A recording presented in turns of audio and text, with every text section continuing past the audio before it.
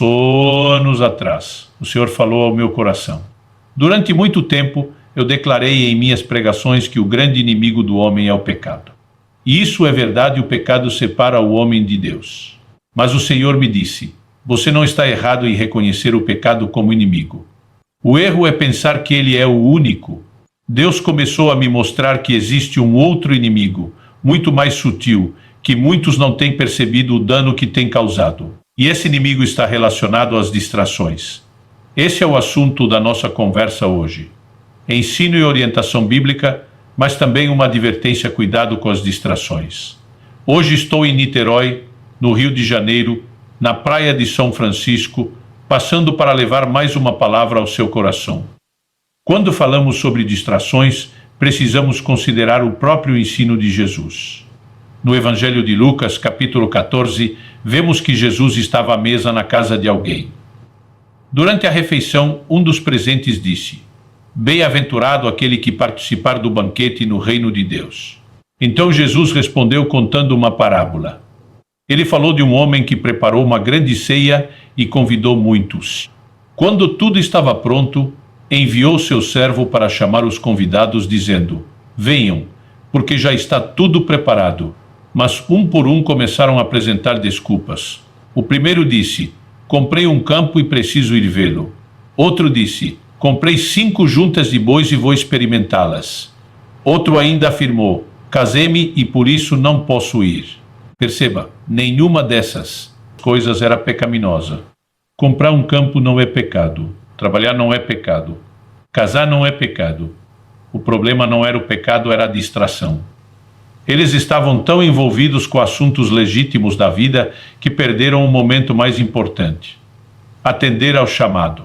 As distrações nem sempre vêm como algo claramente errado. Muitas vezes vêm como algo bom, legítimo, até necessário, mas que ocupa o lugar errado no coração. Esse é o alerta. Cuidado para que coisas boas não roubem de você o melhor de Deus. Eu sou Luciano Subirá. Se essa mensagem falou ao seu coração, inscreva-se no canal e compartilhe com outras pessoas. E escreva nos comentários: de qual país você está assistindo? 2 mensagens remaining.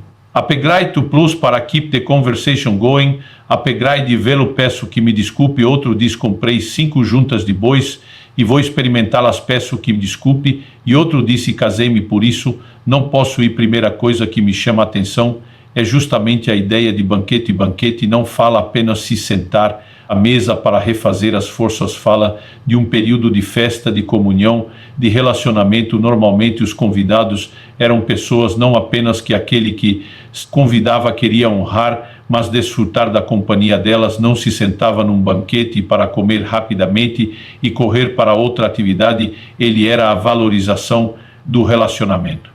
E aí vamos a entender que Deus nos criou para o relacionamento. O Salmo 2514 diz que a intimidade do Senhor é para aqueles que o temem, aos quais ele dará a conhecer a sua aliança. Quando olhamos para o jardim do Éden, o desenho da criação de Deus, vemos que Deus visitava o primeiro casal diariamente. Eu gosto de brincar que ele não respeitou nem a lua de mel do primeiro casal. Ele estava dizendo: eu quero ser parte da vida de vocês todos os dias. Ou seja, Deus sempre buscou relacionamento. E eu e você precisamos entender que mesmo quando Adão peca, a pergunta que Deus faz, né? Adão se esconde com vergonha de Deus. A pergunta que Deus faz não é o que é que você fez, a pergunta de Deus é aonde você está. Em outras palavras, é como se Deus estivesse dizendo o problema. Não é tanto aquilo que você fez, mas para onde aquilo que você fez te levou para longe de mim. Traduzindo: eu perdi você, eu quero você de volta. E aí nós ensinamos o plano da redenção apenas como se envolvesse perdoar pecados, remover a condenação eterna do inferno. Mas muitas vezes não valorizamos o resgate do relacionamento, da comunhão, da intimidade. Precisamos entender que a salvação não é o resgate da condenação eterna. Aliás, quando Moisés vai até Faraó, e nós lemos isso em Êxodo no capítulo 5, e ele traz uma mensagem da parte de Deus: deixa meu povo ir. A palavra é para que me adore. O propósito da redenção é adoração. Aliás, nós vemos que Zacarias, o pai de João Batista, cheio do Espírito Santo, profetiza dizendo para que, libertos das mãos dos nossos inimigos, o adorássemos em santidade e justiça todos os nossos dias. O propósito da libertação que Deus produz é nos conduzir à adoração, não porque Deus precise dela. Paulo, pregando em Atenas, diz que Deus não é servido por mãos humanas, como se necessitasse de coisa alguma. Ele não precisa da nossa atenção, da nossa valorização, da nossa adoração ou da comunhão. Mas Ele sabe que eu e você jamais seremos preenchidos sem a comunhão. Com a presença dele, então, somos chamados para esse lugar. Mas quando Moisés vai até Faraó dizendo: deixa meu povo ir para que me adore, qual é a resposta de Faraó, que na tipologia bíblica é uma figura de Satanás? Nós podemos entender que Deus tira o seu povo da escravidão do Egito, que estavam sob aparado, para sob a tirania de Faraó, e você fomos tirados do reino das trevas, estávamos escravizados sob a tirania de Satanás. Eles saíram por causa da morte do Cordeiro da Páscoa. Cristo é chamado de o nosso Cordeiro Pascal. Quando eles saem do Egito e chegam no Monte Sinai, Deus diz que eles eram o povo de propriedade peculiar dele dentre todos os povos. Eu e você, como igreja, somos chamados por Pedro de propriedade exclusiva de Deus. O paralelo da redenção é claro, e eu e você precisamos entender que diante disso o Faraó, que representa Satanás, responde: esse povo deve estar muito ansioso para este, pensando em adoração, e diz: vamos enchê-los de trabalho para que eles não tenham tempo de pensar em adoração. Ele sabe que o chamado final de Deus é para que tenhamos comunhão e relacionamento, e ele tenta sabotar isso por meio de distrações. O pecado é uma deliberada manifestação de rebeldia do ser humano que vira as costas para Deus e o troca por aquilo que é ilícito, errado. Mas as distrações, elas acabam sendo muito mais sutis, porque normalmente elas não entram na definição de algo ilícito, pecaminoso ou errado. São coisas não apenas listas, mas que muitas vezes são sinalizadas na palavra de Deus como a expressão da bênção dele e do cuidado dele por nós. Pode ser o cumprimento de uma promessa, uma resposta de oração. E aí Jesus menciona 3 desculpas. Foram dadas, primeiro diz cumprir um campo preciso, ir vê-lo. Está falando da aquisição de uma propriedade, e nenhum de nós hoje trataria a aquisição de uma propriedade como algo ruim. A maioria diria bênção de Deus, resposta de oração, cumprimento de promessa. Mas eu e você precisamos entender que há coisas que elas não são erradas em si mesmo, mas que podem ocupar o lugar de importância que não lhes pertence, e quando concorrem com o lugar de importância de Deus, aquilo prazo em si passou a estar no lugar errado na nossa vida. O outro diz: comprei 5 juntas de bois numa época onde todo mundo tirava o sustento da terra, onde não tinham maquinários agricultura, como plantadeiras, colheitadeiras. Ter 5 juntas de bois significava aumentar exponencialmente a produtividade. Um aumento da produtividade significa o aumento de recurso, ganho no bolso, segurança material. Nenhum de nós trataria isso como errado, diria bênção de Deus, resposta de oração, cumprimento de promessa. A terceira desculpa de todas elas é a que menos podemos classificar como algo ruim. O casamento é a ideia de Deus.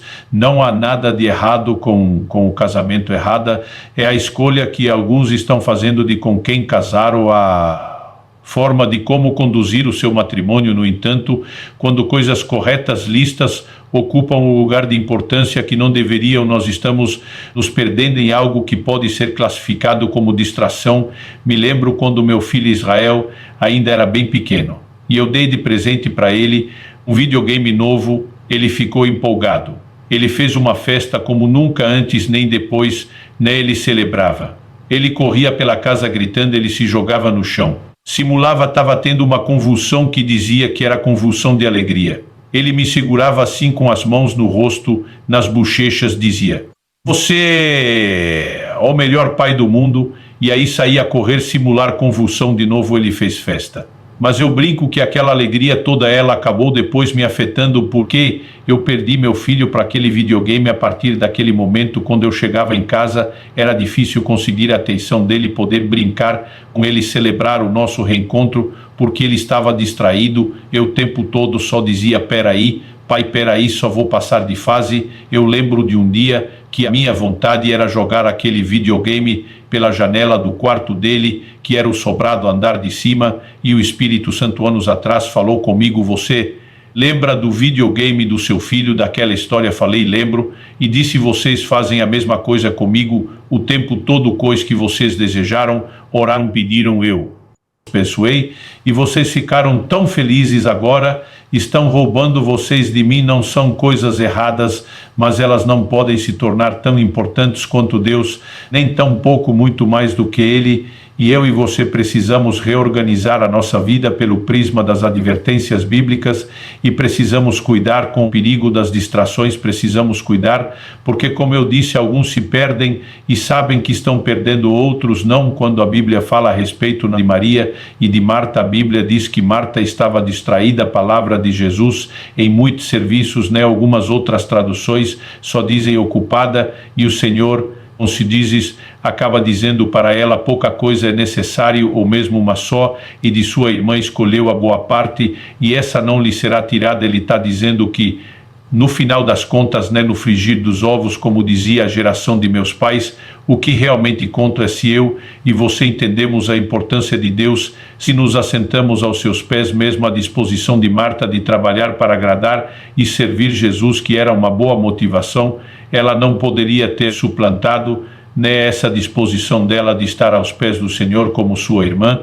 E o problema de quem não frequenta mais esse lugar é que normalmente ele quer tirar os outros de lá. O problema dos distraídos é que eles acham que quem tem foco está errado, e eu e você precisamos não apenas ter o cuidado de que não aconteça conosco, mas saber que quando isso nos envolve pode ser contagioso, e a gente pode também prejudicar outras pessoas. Meu propósito começa a palavra é trazer não só instrução, mas um alerta ao seu coração. Se você tem se distraído, não estou aqui para julgar você, nem pelo seu passado, nem pelo seu presente, apenas para trazer um alerta que possa mudar daqui para frente o seu futuro, a sua forma de se relacionar com Deus. Que cada um de nós seja cauteloso, trate o pecado como inimigo que é, mas reconheça que ele não é o único inimigo, não é o único perigo. As distrações que vê mascaradas atrás de coisas boas é muito nosso relacionamento com Deus, e que eu e você possamos não só valorizar a Deus, mas priorizá-lo, colocá-lo antes e acima de